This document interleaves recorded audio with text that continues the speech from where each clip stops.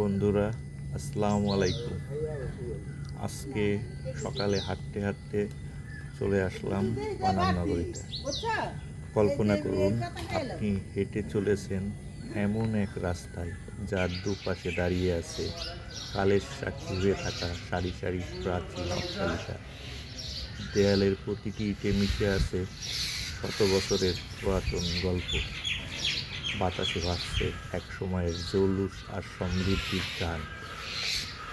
এটি কোনো কল্পনার জগৎ নয়। ঢাকার অদূরে নারায়ণগঞ্জের সোনারগাঁয়ে অবস্থিত বাংলার এক হারানো শহর পানামা নগরী। পানামা নগরীর ইতিহাস জানতে হলে আমাদেরকে ফিরে যেতে হবে শত শত বছর পেছনে।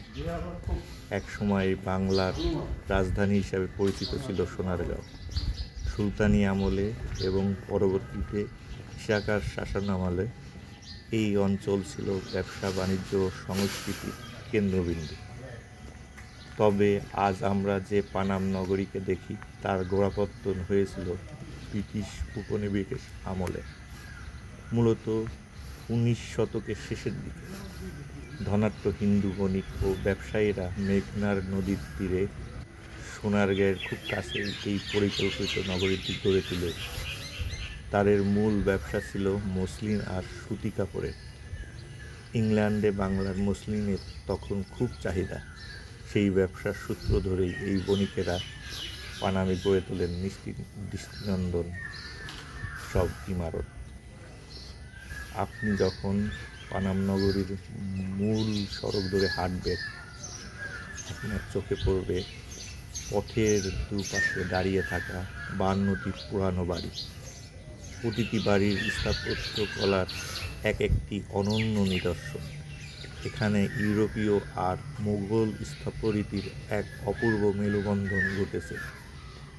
লাল ইটের দেয়াল, খিলানযুক্ত প্রবেশদ্বার, লোহার কারুকাজ করা বারান্দা, রঙিন কাচের জানালা আর দেয়ালের গায়ে সূক্ষ্ম নকশা আপনাকে মুগ্ধ করবেই। কিছু কিছু বাড়ির ভেতরে এখনও চোখে পড়বে মোজাইকের মেঝে আর প্রাচীন দেয়ালচিত্রের ধ্বংসাবশেষ। মনে হবে যেন কোনো এক মায়াবী মন্ত্রে সময় এখানে থমকে গেছে। প্রতিটি বাড়িই যেন তার বাসিন্দা আর তাদের জীবনযাত্রার গল্প শোনাতে চায়।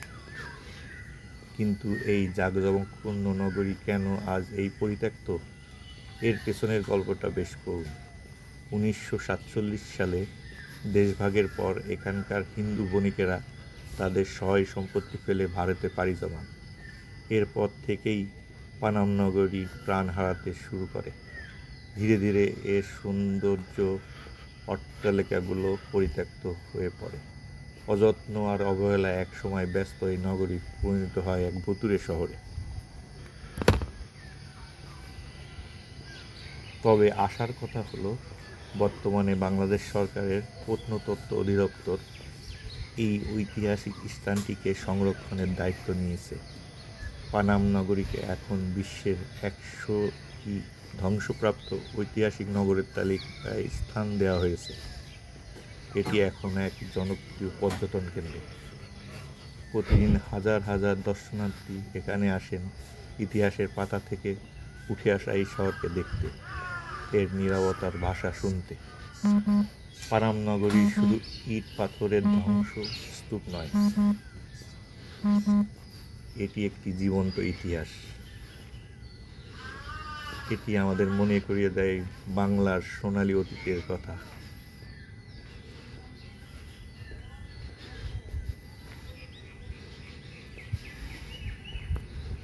এক সময়ের বাণিজ্য আর সমৃদ্ধির কথা, আর কালের করাল গ্রাসে হারিয়ে যাওয়া এক অধ্যায়ের কথা। যদি সুযোগ হয় একবার ঘুরে আসুন